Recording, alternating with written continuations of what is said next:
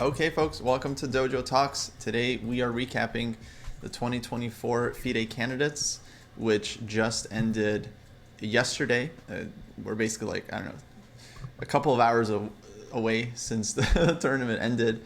And I'm just going to spoil the results. We had what I would say is a surprise winner in Gukesh, the 17-year-old from India. There were a few people picking him before the tournament, but I think him winning was definitely sensation. He's the youngest ever candidate for the World Championship, and he's now going to face Ding Liren, presumably in November of this year, in the FIDE World Championship match. And if he wins that match, then he will be the youngest ever chess world champion. So already quite a feat to even qualify. And I mean, what a tournament, guys. Where do we even start with it? My first question for you all is how do you rank this Canada's tournament compared to the other recent ones we've had? Better, higher, the highest. Good, yeah. Yeah, yeah. It wins Well, on the quality of the chess. It wins on a degree of excitement. It wins on the winner. I guess I'll call it like a watershed moment, and I'll talk more about why. But I think the comparable one for me is when Magnus won the candidates, and it was like down to the wire. No one knew what was going on, dude. Kramnik looked like he was walking away with it. And that was also a watershed moment because that really ushered in the period of Magnus being world champion, which is now over, unless I have some words for Magnus. Maybe he'll come back. But that was this period, right, that I feel started then. And then this is another amazing tournament. And it's also this watershed moment. We'll talk about why, at least I think chess history is now a little bit different. Like we're entering a new era now with this tournament. Um, but in terms of excitement, oh, dude, and chess, this one was amazing. I'm sure we'll talk more about that too. Yeah, it felt like people were very engaged. I mean, we were all basically glued to our seats. As David posted on Twitter, like our plan, literally day before the candidates was like, okay, we'll try to trade off, try to cover some of it, Mm-hmm. and I think for all of us, it became like must-watch television. And I'm with Jesse. I think it was basically as compelling as 2013, which I thought was a great candidates with Magnus, Aronian, Kramnik, all just kind of, gunning for it. And it was super fun to watch. It made me think a lot about the current state of chess tournaments and why this tournament was in fact so compelling compared to other super Mm-hmm. tournaments. Basically, I think it just comes down to the stakes of the event. First place Mm-hmm. was all that matters. Yep. Um, and yeah, I mean, just a treat to follow. And it was very tight until the absolute last second.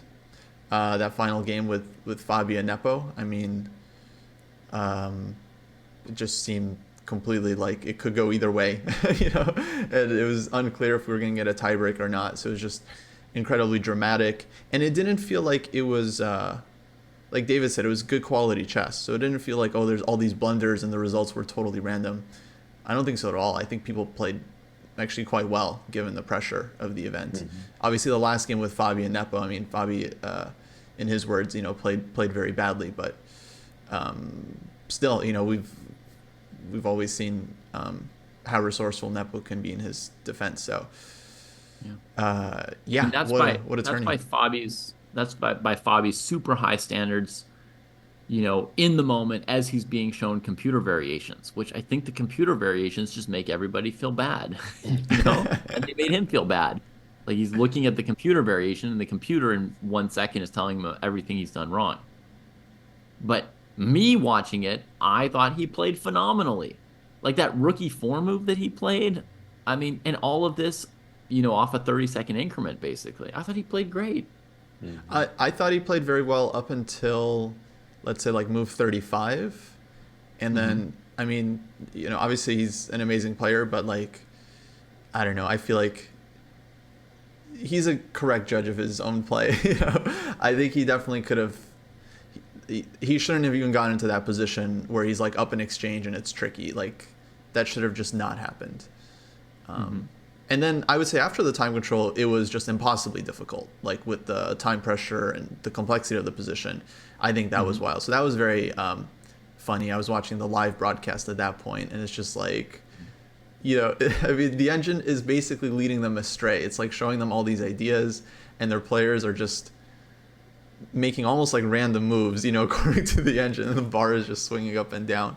But it was so realistic because it was such a complicated position. That's exactly what you would expect. And it was like, oh, here you had mate in 26, but like you didn't find it. Like literally, it was mate in 26. I mean, okay. So, Kostya, speaking about time pressure, I wonder if you're interested in doing a take back. So, at the beginning of the tournament, you were very persuasive that FIDE had done a terrible thing about not having increment for the first time control. And yeah, you had a persuasive argument, and I think I was, I was along for your ride. But now, in hindsight, you got to say, man, oh, we had some interesting moments on the clock. And for the fans, yeah, it definitely added to the excitement that there was no increment. Well, okay, it for sure did add to the excitement, but yeah, I wasn't a fan of FIDE's thing because to me it feels very sneaky. It's like, okay, how do we fix classical chess? Step one, we get everyone used to the 30-second increment. Every major tournament we use the 30-second increment. Step two, when it comes down to the candidates, like the most important event of the past 2 years, we get rid of the increment and we just leave it up to the players. And lo and behold, it's not that they're flagging. I don't know if we even saw like a flag or maybe one flag, but it's that the pressure gets to them and they don't really feel like how much time they have. And then, you know, they just end up, we saw more blunders in that phase of the game. So I'm just saying, of course, all your arguments are sound, but in terms of watching it as a fan, I mean, it was like, oh, wow, oh my God, Ali Race has got 4 seconds left. It was like that. It's like, wow, this is amazing. This is crack. This is beautiful. Yeah, I think it was fun to watch for sure. I would just say that they just need to pick a time control for their classical events and stick with it. And if they want to pick one where there's no increment before move 40, but then that becomes the new standard. I wouldn't like that as a player, but if they want to do that, at least that would be rational. That would be a rational choice. Yeah. At least you'd be used to it, and then you'd be fine. Like, I had to adjust to the 30-second increment. At first, that was weird to me, that I'm not allowed to choose how to divide up my own time, or that if you get somebody in, like, terrible pressure, that they can then perhaps dig out of it and then have time to think again instead of having to play the rest of the game as, like, a blitz. You have to adjust to it. But whatever you adjust to, I mean, stick with it. Yeah. And I definitely want to say, as a player, obviously I'm not going to be playing for the World Championship anytime soon, but as a player, I want there to be I want it to be standardized. I have some, obviously every player has a feeling about what should be standardized, but it's not good to be having all these different time controls. In every tournament you go to, it's a different time control. I mean, obviously, right? So what's weird about that statement, of course, is as a fan, I was really into the no increment, man. That was fun, man. Probably back I hated it. in the old days. In the old days with the analog clocks, you didn't know how much time was left, man. And you're slapping that clock trying to make the other guy's flag fall. Horrible. Horrible. Yeah. So we're in agreement that there should be a standardization on that. Right. But yeah, wild candidates. Good chess overall. Yeah. Definitely heartbreaking game between Fabi and Nepo. I was certainly rooting for at least one of the Americans to make it. But it's hard to root against Gukesh. I mean, he's kind of unimpeachable. It's just really exciting challenger. And what I noticed is that after the candidates, he's now higher rated than Ding Liren by a point. One FIDE point, which is... So he's the favorite. He shot up in rating, dude. He shot up. He's in the top 10 now and yada, yada. Yep. Yeah. it was coming at some point. I just thought, there was a good chance it was another 3 months away. Hmm. It came so fast. So It came fast. so Yeah. fast. Um, because yesterday on the broadcast, like we were talking about his head to head with Fabi in case of a potential tiebreak, right? And like, oh, how has he done in like blitz or rapid games against Fabi in the past? What would a head to head look like? And I was like, wait a minute, these games are from 2023 where he played Fabi. He's way better than he was in 2023, right? Like that's Mm. irrelevant. He was 16 years old. It's like at his for us that would be like the latest stuff in our chess development, right? Would be like, oh, stuff we were doing in 2023. And for him Mhm. it's like old, Yeah. has nothing to do with how he would have performed in a potential tiebreak today against Fabi. He's Yeah. just a different player. And Hmm. Ghosty and I, were saying like, oh yeah, he's like different than he was at Prague Masters 1 month ago. He's already a new player. Right. Hmm. And that's why it's scary to think where he's going to be at in 6 months in November when he plays Ding. Because Hmm. from what I heard from the interviews, he's super pumped for the match, and he's in Hmm. particular excited about prepping for the match. So he already has like the right mindset. He's like, I'm gonna enjoy the process. It's like, oh my god, Uh-huh.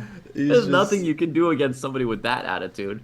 no, he's like just an accelerating meteor that's just gonna come for Ding. Interestingly, I saw Ding actually made a statement. He said something about how I, I forgot exactly what he said, but basically he's looking forward to playing the match against Gukesh. Um, Hmm. so And that was he's the good. superior player. Yeah, actually that was weird. I think people were trying to interpret that. I think what he meant is that he has the better record in classical because he said Hmm. something like I have the advantage in classical, Hmm. and I think he meant Right. like his record. Um, Yeah. Which again, with a past Gukesh, that Gukesh is long gone. We have a new Gukesh now. Yeah. He's I he's the mean, new sheriff. Ding kind of like retired from chess before the current Gukesh existed. Well, that's strong. David, He hasn't had good results, but let me push back a little bit on the inevitability thing about Gukesh for a second. Yeah. But I love the story. I love the storyline of Gukesh. But let me just push back for a second. So, Yeah. a couple years ago, it looked like the inevitable one was Ali Reza. And one of the definite storylines of the tournament is Ali Reza's complete collapse, right? And it's really interesting to think about, like you're a young kid and all of a sudden you're getting all this media attention, right? And then Ali Reza goes to Paris, terrible place for a kid to be, starts getting into fashion, distracted from the game. And one of the beautiful things about Gukesh is he was living in this he's got this little room at his house. There's a great YouTube video by Shagar Shah, Chess Base India, about, his just little training monastic routine. It's so great. But now Narendra Modi, the Prime Minister of India, is like congratulating him. He's instantly this public figure. All kinds of people want to talk to him, all kinds of powerful people want to talk to him. And so, like Ali Reza, I think this is the chance to fall, right? Now, by the way, I don't know if Ali Reza is completely out. I kind of hope he refines him, rediscovers himself. Totally possible. Fischer rediscovered himself, right? Hmm. As a player and as a person. And then, well, we didn't want to talk about the person part. Anyways, so this is in a dangerous moment. At 17, it's kind of hard to even think about because with that beard and the mustache, he looks like he's 30, right? But he's Right. actually just 17. Yeah. You know, is he going to meet some girls now? Oh, yeah, he's going to meet some girls, dude. He's going to have all kinds of influences on him. All kinds of stuff is headed this kid's way. So can he retain that monastic lifestyle, or maybe a better question is how long can he retain it? Because it's impossible to retain forever. And that's the beauty of being 17 and playing chess. Like you can get in that zone and you're just completely committed and loving the game. But there's outside influences, as we saw with Ali Reza, and it can all fall apart. And so anyways, that's just one of the things I want to throw out there as, I don't know how inevitable it is. So I want it to be like David's dream is expressing. Sure. I mean, I think, yeah, I mean, if you look back, I mean, he's gone so far so fast, right? And so Mhm. far, he's got a great attitude. So there's no reason to think that he's steps before the fall or before the collapse. So I Mhm. I don't think that anything's inevitable in life, really. Right. And it's good for us to not to take any of our predictions or conclusions too seriously. They're all like it's a chance. It's an Mm. idea. It's something that could be. Hmm. Uh, but right now, you would think that him continuing to enjoy chess and improve for the rest of 2024 would be more likely than him now collapsing and, you know, running around, going to parties and being followed by photographers and the pressure getting too much and, downward drug spiral, blah, blah, blah. Like Hmm. that seems like much less likely than that he continues as somebody who's really pumped about chess and is going to enjoy a really good year of playing chess. Right. Right. No, I just wanted to put in the human context. The kid's got he's got a wave coming at him now. He's got a big old wave hitting him right in the face right now. Yeah. Yeah, no, Uh, it will be tough, and yeah. he is quite young, but super exciting to see how good he's gonna get. And from Ding's point of view, I mean, I think it would be great to see Ding recover to like his previous form, like his 2018, Hmm. 2019 100-game unbeaten streak. Hmm. Um, I think if we see that, then the match is surely just going to be very, very interesting and super competitive.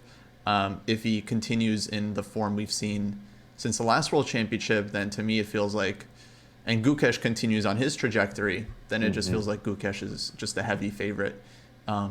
in the match, just based on how they've played. Right. And Um, I'm sure we'll talk more about that upcoming match, but like we're talking about just in the thing of people rediscovering themselves, like no one knows what's going on with Ding. He's barely playing, his results have been terrible. Yeah. And that guy was also had an air of inevitability about him. When I remember, I would say 2015, people started becoming aware of him. And it was like, oh no, this kid is on fire. No one's going to touch this kid. And until his bike accident, it seemed like that was inevitability there too. So there's definitely some drama that he's so closed down. It's hard for me to read what's exactly going on in his life. But definitely big question marks there. He could totally recover and crush Gukesh. I think that's totally possible, but he must recover in some way. It's unlikely because I would say even if he recovered, it's not clear he would be better than Gukesh in 6 months, right? So even if he did like a full recovery Mm-hmm. in the next 6 months, like this Right. kid's no joke, right? This kid just surpassed, at Mm-hmm. least for 2 weeks, Yeah. Fabi, who is no joke, right? And Yeah. Nepo, who's just an absolute beast at these tournaments, right? Mm-hmm. And I think it Mm-hmm. is the natural next question or topic for us to ask is kind of where's Gukesh going? So A, is he going to win the world championship? And then like B, how high do you see him Mm. going in terms of, his rating or his career or anything like that is reasonable to speculate on, Mm-hmm. despite, in general, we don't like to put pressure on kids by talking too much up, the pressure on them, which might have been something that hurt Ferrugia, but I think it's the natural next topic. So do you Mm. guys um do we all see him winning the world championship match? 80% chance. 80%. Oh, Yeah. 80%. Wow. I'd be closer to 50-50 for the Oh, wow. match. Okay. But with Gukesh as right now, I would definitely put my money on him. Maybe 60-40 Mm. for Gukesh. Yeah. Yeah. But yeah, I think it's not just him. It's like Noterbeck, Erigaisi, and Gukesh are now like world number 4, 5, and 6. So they're all kind of arriving, which is very exciting. They're Yeah. all like just and they're doing it in like different ways. Noterbeck, he won the Prague tournament, and Erigaisi has just been winning like every single Open, and now Gukesh obviously. It's just and what's cool is this year a lot of the kids, I think all three of them are playing the Grand Chess Tour. I think Keimer's playing Grand Chess Tour, so they're just going to get a bunch more like super events based Mm-hmm. on that. And yeah, I think they're all just gunning for. Right now, I think it's the number 2 spot, but soon it'll be the number 1 spot. Like we're really not that far away. I'm very leery of making dramatic predictions, right? Of like, 80, 90% chance of somebody winning something. Because normally once you perceive a favorite, it makes you sort of exaggerate how much they're a favorite just because you found the reason why they are the favorite. And Mm-hmm. then if the reason why they're the favorite is pretty obvious, like Gukesh is in good form, plus Ding's in bad form. Like it's not like you like sat there like comparing 20 different factors, right? You're just like he's playing well, he's playing badly. Right. Then you just want to like swing to something huge. And yesterday on stream, when we were talking about the potential Fabi versus Gukesh playoff, some people were just enraged and thought I was completely biased and hated the United States because I said that Fabi only had a 55-45 advantage against Gukesh in a playoff, Mm. right? So it's like I can perceive that Fabi might be a favorite, but I think it's very close to equal. It's like you have to really like look and think to see the difference. So I'm not one to make huge predictions.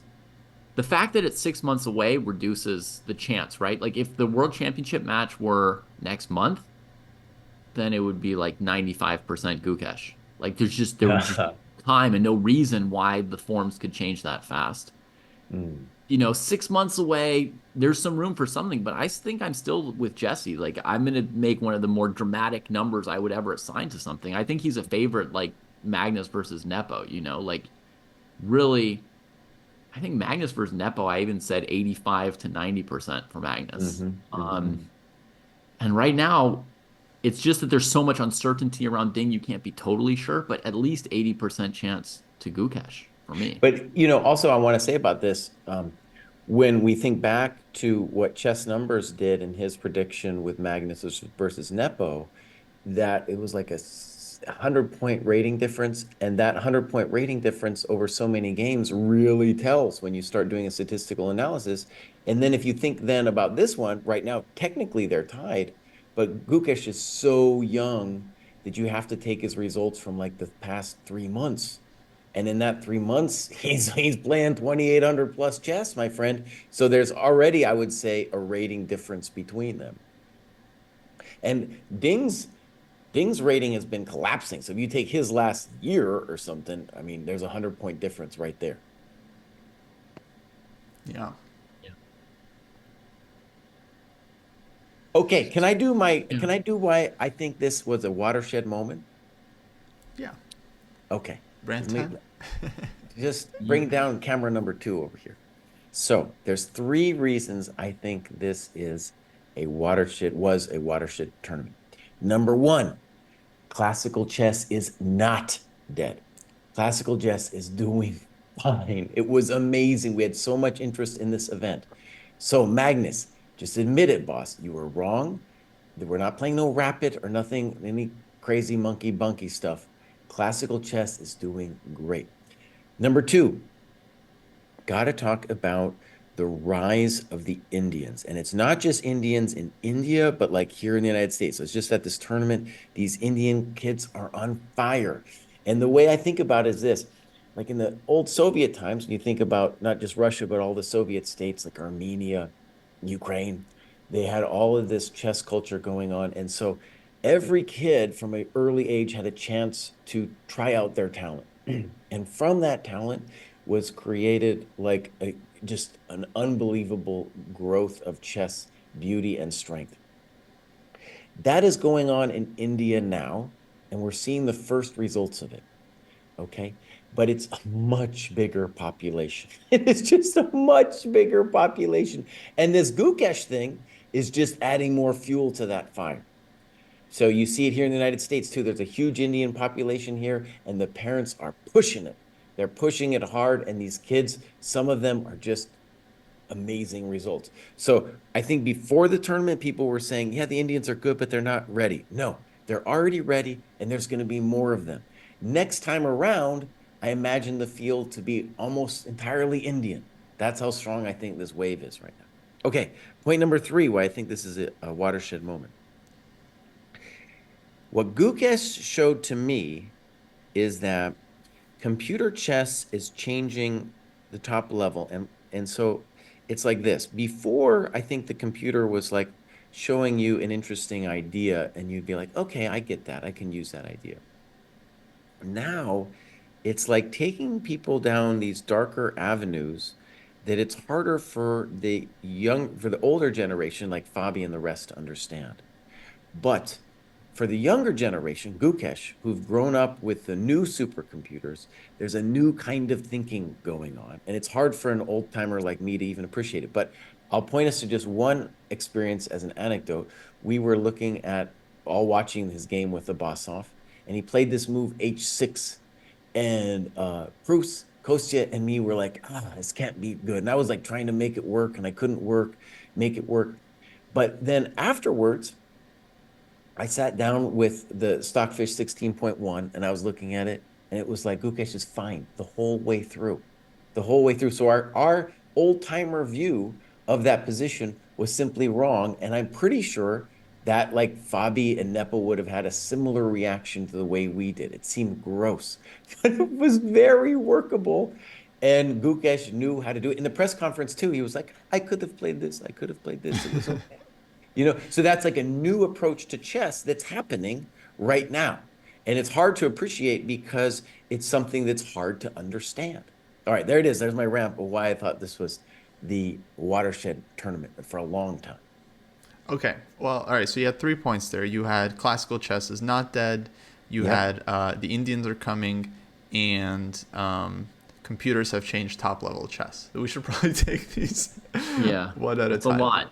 Yeah. And that it's the young generation that understands it, and the older generation simply can't remold their brains to fight on that playing field evenly.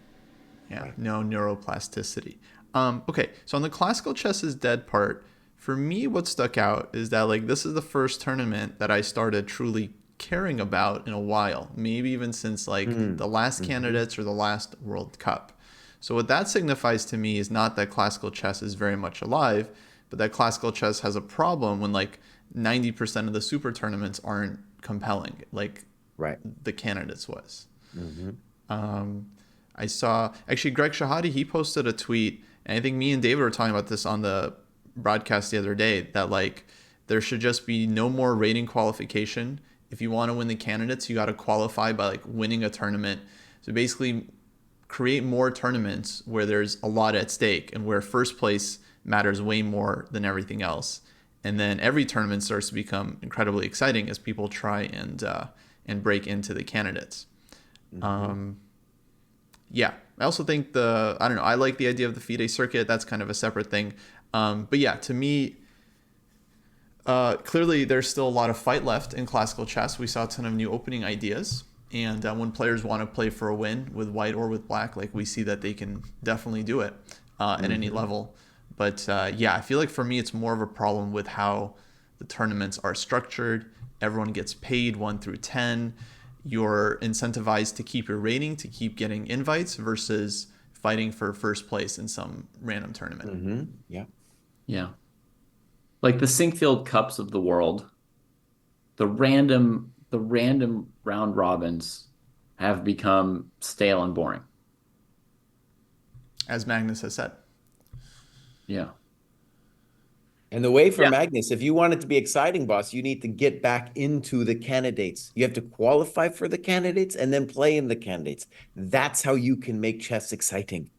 I mean, he could also throw his weight around to create more exciting tournaments because he's a big draw and he can vote with where he goes and what he supports and where he directs sponsors for what tournament structures look like, right? Like the Magnus chess tour is molded by Magnus's idea, right?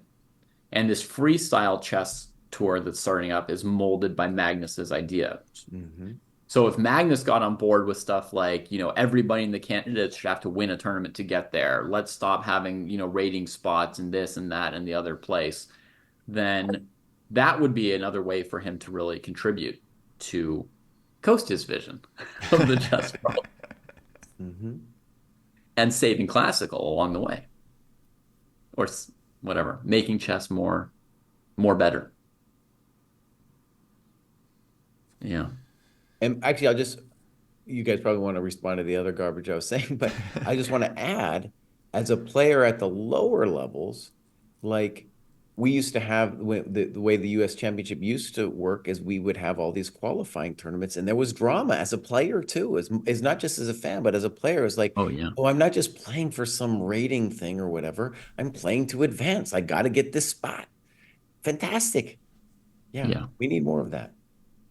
Yeah, that was real like proof in reality in action. Because sometimes you got a great idea, and you write some post on Twitter like, "Hey, everybody, this is how it should be," and you're like, Yeah, "Yeah, I sound like a genius." yeah. But it may or may not actually work out. But we have that evidence that when the U.S. Championship Hmm. field was set based on these all those qualifiers, it was a great period in American chess. Yeah, It was yeah. a great period. All those tournaments, every tournament that was leading to the U.S. Championship was made better by it, and the U.S. Championship was made better by it. Right. And so basically, I think to put Kostia's vision in a nutshell, like these tournaments need to have some significant role in determining who gets to be in the next candidate's tournament, right? So no more just dumb round robins for rating. Let's let's have something at stake, and let's have the winner actually like win something. Yeah. Jesse, when you give your little speeches, Mm-hmm. they seem they seem so sacred. I'm afraid to even argue with anything in them. Poke I at feel it. like it's disrespectful to even answer you. Poke at it, my friend. Poke at it. But but I'll be the grouchy guy yelling at the Uh-huh. clouds as often is the case Uh-huh. and say I saw a lot of excitement and hope for classical chess at this event. Yes. Mm-hmm. But I would still like Chess 960 over this, Yeah. despite the fresh opening ideas, despite the fresh play of Vidit Mm-hmm. and Prague and Gukesh, despite the Petrov not being a death knell for the game, despite some nice end games being played for once instead of people, having no time and just doing whatever once it gets to the end game. Despite all the good things and how exciting it was and how riveted I was to the whole thing, I still feel like there are some limits to classical chess, and we had the most decisive games ever. But let me just draw your eyes or your attention to one stat pointed out by Drittman. Among the top four players who were in the running for the candidate spot in the last round, Mm. Nepo, Naka, Caruana, and Ding, and Gukesh. There was only one decisive game among those top four. Mm. So who won the candidate spot was decided, and this is basically always the case in the candidates tournament, usually the case, largely. It's decided by who manages to beat the heck out of somebody in the bottom part of that 8-player tournament. Mm. Mm. It's decided by Nepo 2-0ing Faruja or Rapport or somebody like that. And then because of that, Nepo finishes ahead of, Fabi or whoever who's only able to draw 2 games against him and can't quite break through. So when you see the top four players in this tournament and see their results and see that their tournament was basically decided only by their play against Abbasov and Faruja, Mm.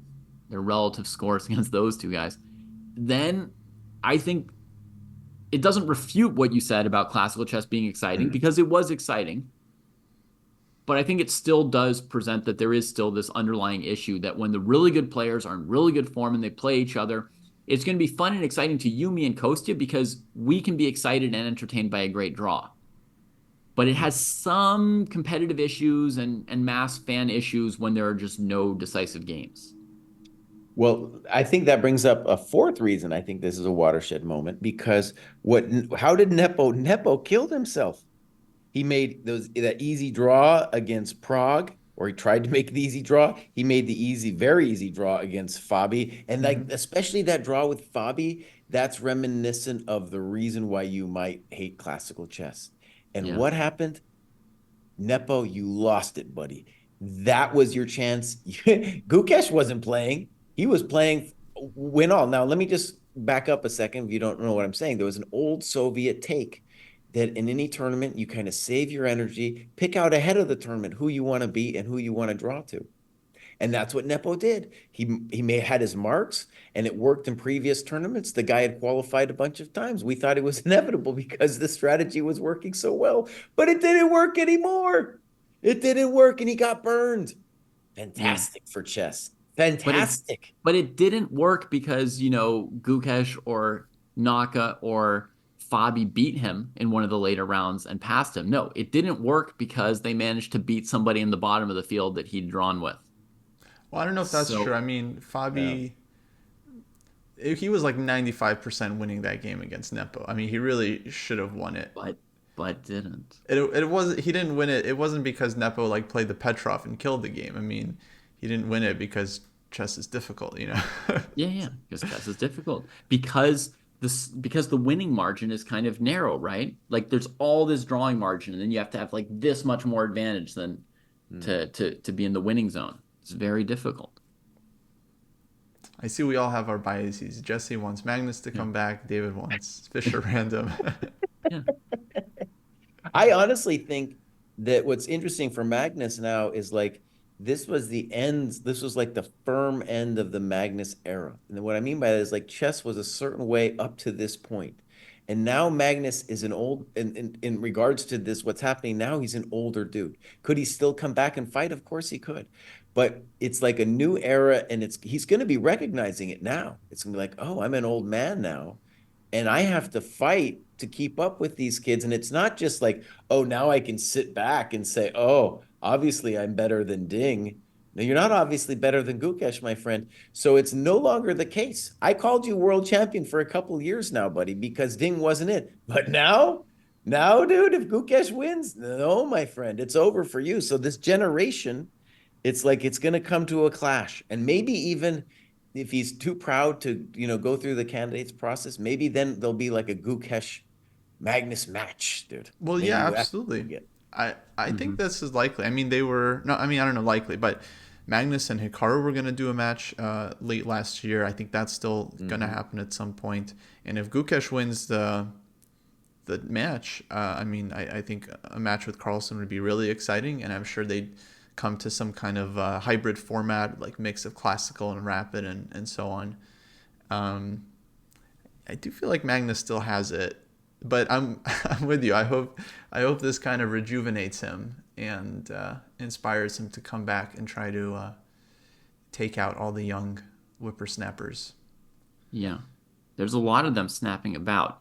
Now, I wonder, like right now, these young guys, one thing that's really different is that they're fighting every game, right? They're optimistic, they believe in themselves. Like, do Yeah. you see Gukesh not taking draws, not backing down, not like looking for simple No, continuations? no. He's like as bad as me, except he gets away with it because he's a million Uh, times better. But like in terms of the decision making, he's ticking down. He doesn't see a way to win. He's like running down his clock, and then he avoids the repetition anyway. It's just like, mhm. and I watch it, and I'm like, I've lost like 1,000 games doing this, Yeah, you yeah. know. And Prague, very confident, goes for it every time. Aragaisi, Abdusarab, these guys have no fear, but I wonder if, like 5, 10 years down the road, the structure of the economy in the chess world, if that doesn't change, might lead to them just sort of settling in the way Mhm. other elite players have. Like the guys who now show up to all these round robins and make a bunch of draws and collect their paycheck. I mean, they looked like lions 10 years ago, didn't they? Weren't they full of confidence? They hadn't yet been held to 10 draws in a row by other good players. They still thought they could win games and that it was worth the effort. I Mhm. think they raised the standard, especially with Magnus. If I remember correctly, we used to have super tournaments with just like draws agreed on move 14. Like it wasn't even a Mhm. repetition. It was just like draw agreed, And I Mhm. think that has just gone away. They're no longer agreeing to a draw in a position where it's not somewhat forced. So So I, you I think we just could feel have a like real cultural shift, not just like Oh that yeah. right now they're young and later they'll be old and do the same thing. well, And also it's yeah, very and I'm with competitive. Kostya. Yeah. Like you give credit to Magnus for that, man. That guy previously some boring looking end game. Oh, people would make a draw right away. It's almost a sign of disrespect not to give a draw. Magnus changed that, dude. He just played and he'd beat you most of the time too. That Hmm. totally changed. And these Indian kids grew up seeing that. That's all they know. Hmm. So Magnus kind of set a tone for them of just put in the moves. Yeah. Yeah, Gukesh, dude, he don't play. He played H6. Played H6 against Sabatsov, man, and made that thing work. we also had that A6 H6 thing against Vidit, which Oh, was dude. a brilliant Yeah, game. the B4 against Naka. I was like, oh, this kid's crazy, man. That B4 move, Jesse, we were Yeah. just electrified. Uh-huh. Even Magnus was electrified. Did you see Yeah, that? dude. Magnus was like, Hmm. "Oh my gosh, I've never seen this idea before." Yeah, yeah, yeah. Yeah, that was a very interesting moment, and also like credit to David and Eugene. So I think both of them were skeptical of Gukesh's play, and then changed their eval on B4. And then I was watching the Magnus commentary, and he had like Uh-huh. the exact same. When Gukesh took on D4, Magnus was Yeah. like, "Oh, I don't like this at all. Like I'm really worried for Gukesh now." And then when he Yeah. saw B4, he was just like, "Oh wow, very impressive." Yeah, So yeah, once again, our coverage was closer to the human point of view. I mean, like closer to Magnus's opinion than the eval bar was. Right. There was also this like Rook D1 move in the position that some folks in our chat were suggesting, like, oh, maybe Rook D1 is a move. They asked Magnus about Rook D1. He was like, I don't see the point.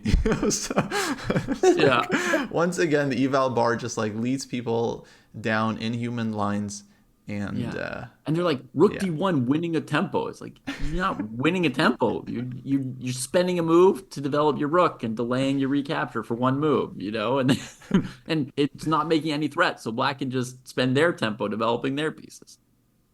Yeah. Okay, I want to go back to Jesse's point about how the Indians are coming and just say like, yeah, Yeah. like, oh my God. I mean, like Gukesh, I feel like is a result of like the Anand boom. Like it's like just like the matter Yeah. of years since then. But now with Gukesh winning, that's just going to inspire like another new generation, because I mean it's just such Hmm. an incredible story. So like, yeah, India is just going to be the new like chess superpower now. It's just like Right. inevitable. Right. Yeah. Yeah. Just taking over like Russia's spot from some years ago. Yeah. Can I be annoying again? Uh-oh. Yes, the Indians are coming, but there's always somebody coming. So, yes, the Indians are coming. They're going to be a superpower for several years or several decades. There's a huge population, and so the number of talents to find is immense. And, Vichy is responsible. Yes, it's a boom, right? But there's always somebody coming for you. And I talked to some like super underrated Indian at at the last tournament I played, the Sunway Sikis tournament. He said, dude, the Uzbekis are much more Mm, underrated than the Uh-huh. Indians. that's Like if true. Indians play with Uzbekis, we give away all our rating points to them. Okay. And the Uzbekis are coming for the Indians once Uh-huh. the Indians have come for everybody else. And somebody will come for the Uzbekis after that too. No, that's So, true. so Nodirbek, obviously everybody knows he could be like a top player. But I mean, you saw his whole team of like their whole teenage team at the Olympiad, right?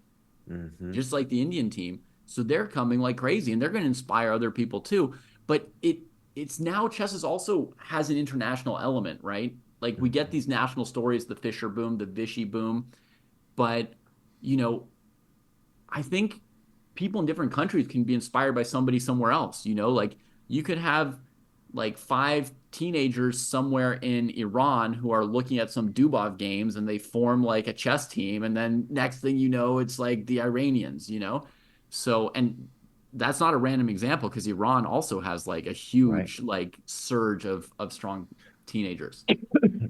So the Indians are coming, but that's not the end of the story. That's all I want to say to that. Okay. Yeah, I think you're right. Like Uzbekistan, like I saw tons of players from Kazakhstan. Um, yeah, Yep. Iran I think has a number of talents. Turkey Spreads and it now. So pops up here and there. yeah, and it only takes one like Magnus type of kid to really change everything for a country. But right now, India is looking hot. I mean, geez Louise, they're way. I mean, oh man, how many young Gukeshes are out there right now just devouring chess? It's scary. Yeah, dude. It's And really. folks, we're running out of time. If you're an adult improver, oh my God, we're running out of time. They're coming for us. Oh boy. Have you been checking your biological clock lately, My Kostya? biological clock. Feeling it. Feeling it, yeah. Feeling it. Let's see. Okay, I feel like we should quickly review our predictions for this event. Okay. Yeah. I don't know who had Gukesh highest. I had him, I think, fifth. We had him universally at sixth, all three of us. We were Hmm. consistent on that. Oh, we Yeah. all put him sixth. Yeah. Yeah. Oh, And we kind of were having the prejudice of age, right? It was like 17, too young. He'll be there soon, but too young. So and that's we why he we was so put low. Prague fifth. Well, I mean, some of us. I think Jesse, you had Prague I higher. put Prague high. Yeah, I put Prague high. And my big failing was I put Ali Reza at 2. Yeah. Wow. I put him at 3, and Kostya got him right at 7. Dude, I nailed Perugia. I'm sorry to say. I didn't want my prediction to be correct, but going into it, I just liked everyone else more than Perugia. Okay, with the exception of Nija. Just everyone else looked better to me. Yeah. I think I was a little bit optimistic on Vidit. I put him fourth. Sixth was Hmm. probably the better choice, looking back on it now. And actually, I do regret not putting Nepo higher. Thinking about how the tournament, I feel like Mm-hmm. it should have been either him and Fabi as the two clear favorites, I think, or maybe him, Fabi, and Naka. Some people were definitely picking Gukesh, but I would say going into it, it was very much a surprise, right? How he ended up. Huge surprise. One of the biggest surprises in chess history, Kostya. I mean, he got like 1% of chess.com's poll of who was likely to win. So that poll put him in seventh place. Mm-hmm. Whereas we even put him at sixth place, but it's just a huge surprise. And it's not because I don't think it's because any of us didn't think he was good. I just thought odds were it was going to be a few more months before he hit this level. I thought he was just going to like miss for this cycle. Unfortunately, his next surge was going to be a few months later this year. Um, just like unfortunately for Noderbeck and Erigaisi, they hit surges right after the Mm. qualification for the candidates was set, and they weren't able to get into the candidates. If they'd gotten in, they would have made a mess. Those two, it would have been bodies, more bodies. We got Abasov right, though. We nailed that one. Yeah, gotta focus on what you get right. Focus on the wins, man. Yeah. Did you recently get mated? Well, it's time to join the ChessDojo training program. Or maybe you just enjoy this fine content. Give us some money on the Patreon. I need to keep the lights on, and with inflation, it's really hard for Kostya to be buying that avocado toast.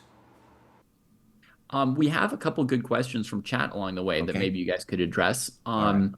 Because I've heard Jesse a couple times say like this is Naka's last chance. He's old. He better like not Mm. regret this later. He better focus on it and Yep. care. I think you may have also said it was Vidit's last chance when I said that Vidit was at the peak of Mm-hmm. his was not yet at the peak of his career, that he was still improving. You said, but you're not getting back into the candidates, dog. Right. This is your only chance. Yeah.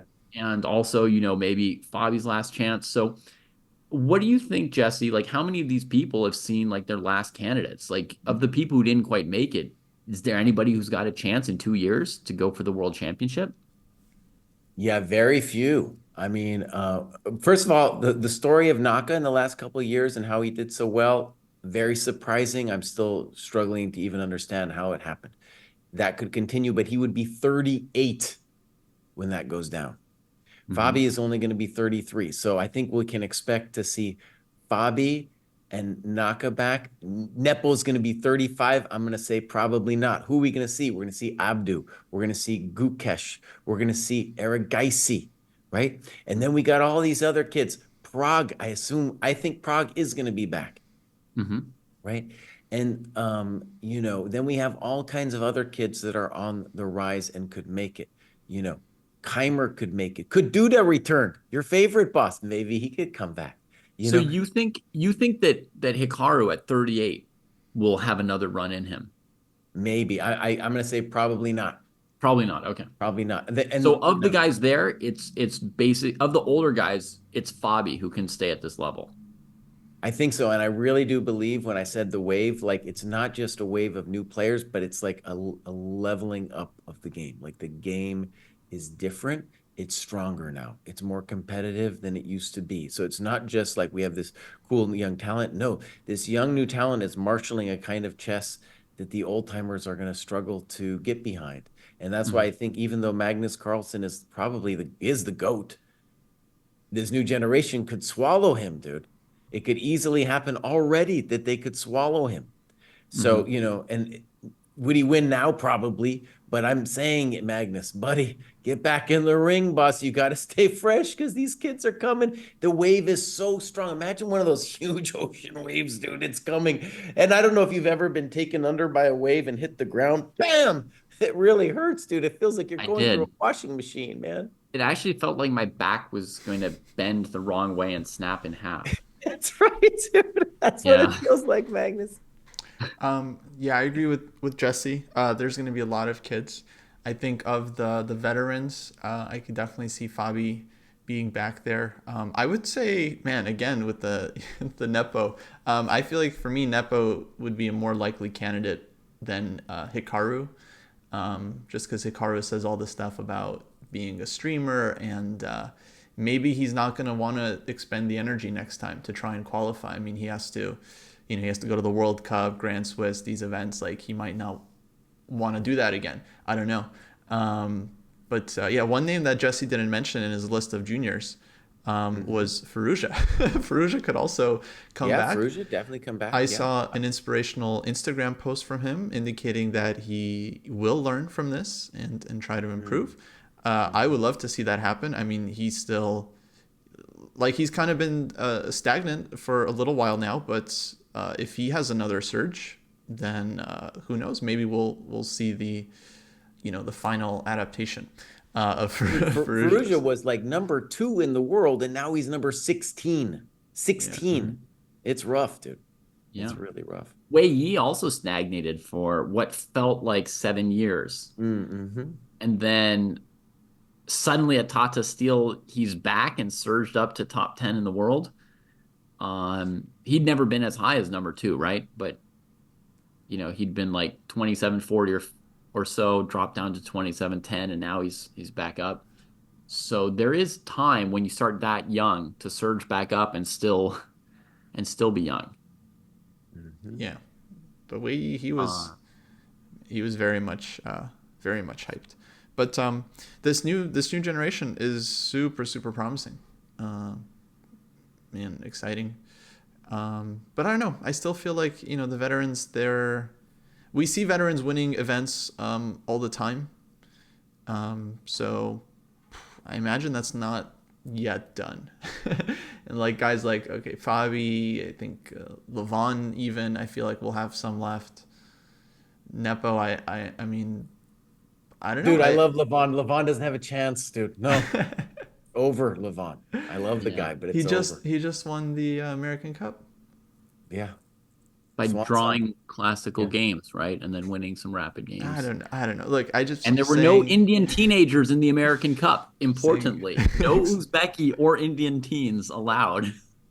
And let me just throw out a couple more names I can well imagine being there. Keimer, I can imagine being there. I know David doesn't like him, but I think the kid, Mihal, definitely, Sindarov, Sadwani, all these kids, dude, maybe even Mishra, who is now 15, be 17 at 17, auspicious age, my young friend, at the time of the next turn or the next go around, Yeah. When you're 36, 2 years doesn't seem like that long, right? Like if you're Bobby at 33 or Naka at 36 or something like that, you're like, I could keep things together for another 1 or 2 years. It's not that much time. But when you're 15 years old and you're Mishra, 2 years is a lot of time. Yeah, dude, he's like rushing forward. And Hans too. Journey to world champion, any day now. Hans doesn't have it, dude. I'm sorry. Any day now. Yeah. Jesse, he won Granky Chess Open while he had like kidney stones or something. He had like a hospital level emergency and he like won the tournament. Yeah. Yeah. It's just the problem is, Coast, he's like amazing, but you just never know if it's real or not anymore. So, Yeah. But it's just so hard to. I mean, how do you ever trust again, right? I So Well, he's I also don't know. below We'll see. 2,700 still. So it's, we needs to at least make 2,700 before we start talking about He'll surge. it. So I think there's room for max two old guys in the next. I mean, old guys, they're all younger than me, right? But Hmm. max two of the current of the hmm current generation And one of them in will the be next Ding. candidates, right? So Ding might automatically be given a Yeah. spot, honestly, and that Well, basically leaves Fabi, and then Naka and Nepo, like they're great, and they were half a point from qualifying here, but there's just I don't know, there's just not that much room, right? There's only 8 spots. by the way, I think someone threw this out there. It's not, I mean, will is it conceivable that Ding will retire? I think it's very possible. I'm not even, I would even say there's a small chance this world championship match with Gukesh doesn't even go down. And then they have to do a playoff for real to figure out who gets to play Gukesh for the world championship. I'm Yeah, not saying it's a huge possibility, but things are so weird with Ding that you never know. You never know. yeah, I agree.